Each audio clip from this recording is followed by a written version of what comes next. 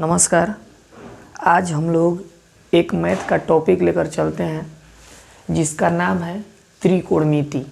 बहुत ही यह मैथ के बहुत ही गणित का यह एक बहुत ही अच्छा टॉपिक है। यह गणित का एक अच्छा शाखा है, ब्रांच है। देखिए, सबसे पहले हम जानेंगे कि त्रिकोणमिति क्या है, उसके बाद इसके बारे में विभिन्न भाग अंक के बारे में समझेंगे। देखिए, अगर हम त्रिकोणमिति को डिवाइड करेंगे या विभाजित करेंगे या संधि विच्छेद करेंगे, देखिए एक आएगा त्रि का मतलब हुआ तीन, उसके बाद आएगा कोण का मतलब हुआ कोण, और मिति का मतलब हुआ माप। यानी कि तीन कोणों की जो माप होती है वही मेरा कहलाता है त्रिकोणमिति। लेकिन यहाँ पर एक प्रश्न उठेगा कि तीन कोणों की माप, तो तीन कोण जो होगा किसी न किसी आकृति में होगा, चाहे वो वृत्त हो, चाहे वो चतुर्भुज हो, चाहे वो त्रिभुज हो, ये सभी आकृति हैं। लेकिन किसमें तीन कोण आता है ये चीज़ समझना है। तो एक चीज़ इतना याद रखना है कि जिस आकृति में जितना भुजा होगा उतना ही कोण होगा। तो यहाँ पर तीन कोण है, यानी कि तीन कोणों की माप है, तो कौन सा ऐसा आकृति होगा जिसमें तीन कोण शामिल होगा। तो हम जानते हैं कि त्रिभुज ही एक आकृति है जिसमें तीन भुजा होता है और तीन कोण होता है। यानी कि यहाँ पर स्पष्ट रूप से ये हम समझ गए कि जो तीन कोणों की माप होती है, यानी कि वह आकृति जिसमें तीन कोण होता है वह मेरा त्रिभुज होता है। यानी कि हम ये चीज़ जाने कि त्रिभुज से संबंधित जो हम भाग पढ़ेंगे वह मेरा त्रिकोणमिति के अंतर्गत आएगा। त्रिकोणमिति जो होता है वह तीन कोणों की माप होता है। तो त्रिभुज ही एक ऐसा आकृति है जिसमें तीन कोण शामिल होता है। ऐसे हम याद रखेंगे कि जितना भुजा उतना कोण, या जितना कोण उतना भुजा। तो एक तीन कोण वाला जो भुज आकृति होता है वह मेरा त्रिभुज होता है। तो यहाँ पर त्रिभुज में हम त्रिकोणमिति के संबंधित जो भाग होगा उसको पढ़ेंगे, जानेंगे। यहाँ पर देखिए वही बात है कि तीन कोणों की माप अर्थात त्रिभुज, यानी कि जो त्रिकोणमिति तीन कोणों की माप बतलाती है वह मेरा त्रिभुज में बताती है, त्रिभुज से संबंधित होता है। देखिए यहाँ पर त्रिकोणमिति का अर्थ, मतलब त्रिकोणमिति का अर्थ क्या होगा, इसका मतलब मान क्या होगा, इसके बारे में जानेंगे। जो देखिए लिखे हैं कि त्रिकोणमिति का अर्थ है तीन कोणों से बना हुआ आकृति। तीन कोणों से बना हुआ आकृति अर्थात त्रिभुज। तीन कोण से जो बनता है आकृति वही मेरा कहलाता है त्रिभुज। यानी कि त्रिकोणमिति का प्रयोग किस में होगा, त्रिभुज में।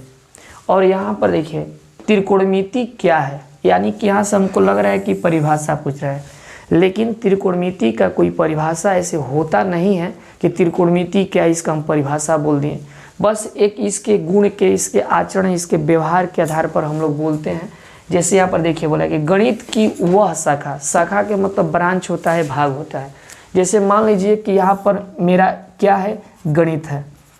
गणित का ये एक तना है और तना में बहुत सारे शाखा होती है, बहुत सारे अंग होते हैं, जिसमें हम लोग क्षेत्रमिति, ज्यामिति, उसके बाद औसत, उसके बाद वास्तविक संख्या, उसके बाद बहुत सारे मतलब हम लोग मैथ में पढ़ते हैं टॉपिक। उसी में एक टॉपिक अहम है जिसका नाम है त्रिकोणमिति। उसी को हम लोग शाखा बोलते हैं और इसी शाखा के अंतर्गत आता है त्रिकोणमिति।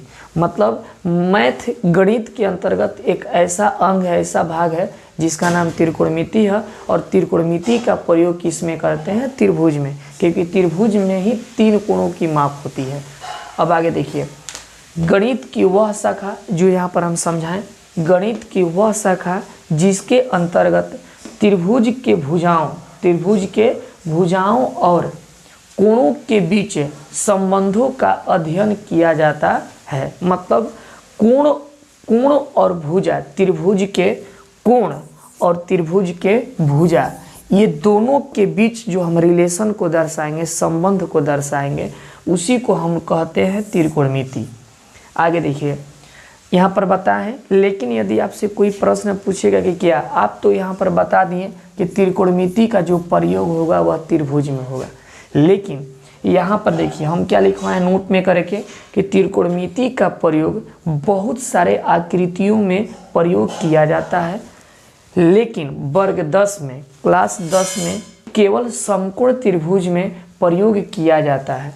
मतलब कि जो त्रिकोणमिति कोई पूछेगा कि क्या त्रिकोणमिति का प्रयोग केवल हम त्रिभुज में करते हैं, नहीं, त्रिकोणमिति का प्रयोग बहुत सारे आकृतियों में होता है, बहुत सारे आकृति में। जैसे जैसे हम लोग आगे की तरफ बढ़ेंगे बहुत सारे आकृति आएगा, बहुत सारे समस्या आएगा मैथ्स बनाने में, बहुत सारे काम में त्रिकोणमिति का प्रयोग होता है। जैसे आप लोग जरूर देखे होंगे कि यदि कहीं ऊंचे भवन बिल्डिंग के पास जाते हैं या टावर के पास, तो हम लोग जरूर ऐसा सोचते हैं कि कितना ऊंचा भवन है, कितना ऊंचा टावर है। उसका देखिए कि धूप के कारण, प्रकाश के कारण उसका छाया बनता है, जिसको हम प्रतिबिंब कहते हैं। तो उसके बीच तुलना करते हैं कि इतना बड़ा ये घर है, इतना बड़ा भवन है, तो इसका छाया की लंबाई इतना है। तो जो हम लोग छाया की लंबाई निकाल दे, भवन की ऊंचाई निकाल दे, उसका भी, उसमें भी प्रयोग त्रिकोणमिति का होता है। लेकिन यहाँ पर हम बोले हैं कि त्रिकोणमिति बहुत सारे आकृतियों में प्रयोग होता है, लेकिन जो वर्ग 10 है, क्लास 10 में जो हमें पढ़ना है वह केवल समकोण त्रिभुज, केवल और केवल समकोण त्रिभुज में ही त्रिकोणमिति का प्रयोग होता है। और इसके बारे में हम आगे जानेंगे। आगे हम लोग देखते हैं, जैसे अभी तुरंत हम लोग जाने कि त्रिकोणमिति में समकोण त्रिभुज का प्रयोग किया जाता है। तो सबसे पहले हम लोग समकोण त्रिभुज के बारे में जानेंगे, उसके बाद आगे फिर त्रिकोणमिति के बारे में कुछ समझेंगे। देखिए, सबसे पहले यहाँ पर एक शब्द बोले त्रिभुज। तो ऐसे त्रिभुज का तो परिभाषा लिखवाया नहीं है, लेकिन शायद आप लोग जानते होंगे, या यहाँ पर त्रिभुज बोला क्या जाता है। त्रिभुज का जो परिभाषा होता है कि 3 सरल रेखाओं से, सरल के मतलब होती है सीधी, 3 सरल रेखाओं से घिरी हुई बंद समतल आकृति को त्रिभुज कहते हैं। यानी कि उसमें 3 भुजा होगा और वह समतल होगा। समतल के मतलब होता है कि जिसका मोटाई ना हो, उसे हम समतल बोलते हैं। यानी कि त्रिभुज में 3 भुजा होता है, चारों तरफ से बंद होता है, उसको त्रिभुज कहते हैं। लेकिन यहाँ पर जो लिखवा है समकोण त्रिभुज, देखिए वह त्रिभुज जिसका एक कोण समकोण, ये चीज़ को ध्यान देना है। ये हिंदी में लोग बोलता है समकोण, लेकिन इसी को हम लोग जानते हैं, इसी का मतलब जो होता है समकोण का, वह 90 डिग्री होता है। यानी कि वह त्रिभुज जिसका एक कोण समकोण अर्थात 90 डिग्री का होता है, उसे हम समकोण त्रिभुज कहते हैं। और एक चीज़ याद रखिएगा कि समकोण त्रिभुज में एक भुजा दूसरी भुजा पर लंब होगी। यानी कि ये चीज़ को ध्यान देना, यदि आप किसी तरह त्रिभुज बना करके या बोलिएगा कि ये मेरा समकोण त्रिभुज है, तो यह बिल्कुल गलत होगा। एक भुजा दूसरी भुजा पर हमेशा लंब होगी, यानी कि यहाँ पर ये 90 डिग्री का कोण बनाएगी, उसे ही हम समकोण त्रिभुज कहेंगे। आगे देखिए, समकोण त्रिभुज के ही भाग हम बता रहे हैं, यहाँ पर लिखे हैं। समकोण त्रिभुज में एक कोण समकोण मतलब 90 डिग्री और 2 न्यून कोण होते हैं। न्यून कोण का मतलब कि जिसका वैल्यू, जिस कोण का मान 0 डिग्री से अधिक हो और 90 डिग्री से कम हो। तो आपसे पूछेगा कि समकोण त्रिभुज में कितना कोण 90 डिग्री होता है, तो एक कोण 90 डिग्री होता है और 2 कोण जो होता है वह न्यून कोण होता है, मतलब 0 डिग्री से अधिक होता है और 90 डिग्री से कम होता है। और टोटल जो होती है, इसमें एक चीज़ और यहाँ पर लिख देते हैं कि समकोण त्रिभुज में टोटल 6 अंग होते हैं, 6 अंग, जिसमें से 3 जो होता है भुजा, 3 जो होता है भुजा, और बी जो होगा उसमें 3 जो होगा वह मेरा 3 जो होगा भुजा, 3 भुजा होगा, और उसके बाद बी जो होगा वह 3 कोण होगा। ये भी चीज़ याद रखना है कि त्रिभुज, किसी भी त्रिभुज के टोटल 6 अंग होते हैं, जिसमें से 3 भुजा होगा और 3 कोण होगा। किसी भी त्रिभुज में, समकोण त्रिभुज में भी 3 भुजा 3 कोण। अभी जस्ट पीछे हम लोग जाने कि जितना भुजा उतना कोण, या जितना कोण उतना भुजा।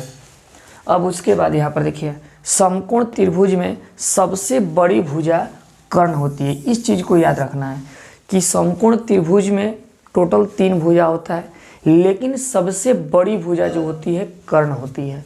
उसके बाद और यह भुजा यानी कि कर्ण 90 डिग्री के सामने होती है। यानी कि जो 90 डिग्री बना हुआ है, ठीक इसके सामने वाली जो भुजा होगी वही मेरा कर्ण होगी।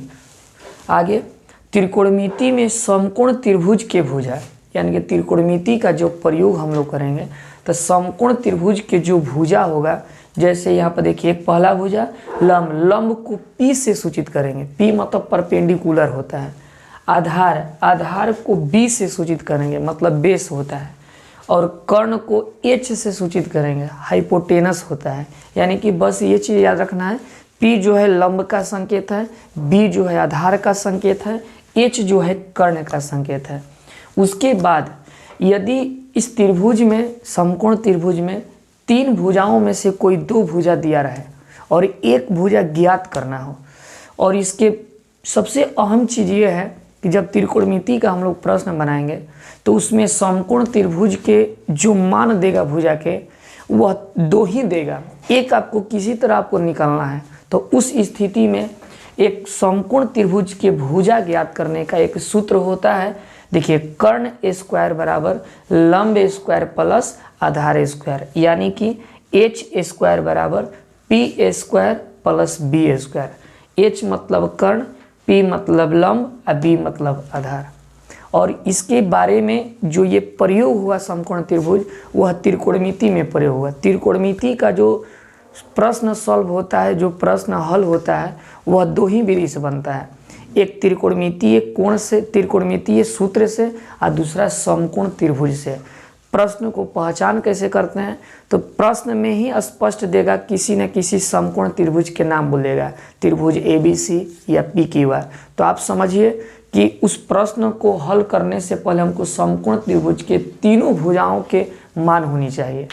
उसके बाद यदि प्रश्न हम पढ़ रहे हैं और उसमें किसी भी समकोण त्रिभुज के बारे में नहीं बोला है, तो उस प्रश्न को हम त्रिकोणमितीय सूत्र के आधार से बनाएंगे, उसमें समकोण त्रिभुज की कोई ज़रूरत नहीं पड़ेगी। इसके बारे में हम अगले क्लास में पढ़ाएंगे। धन्यवाद।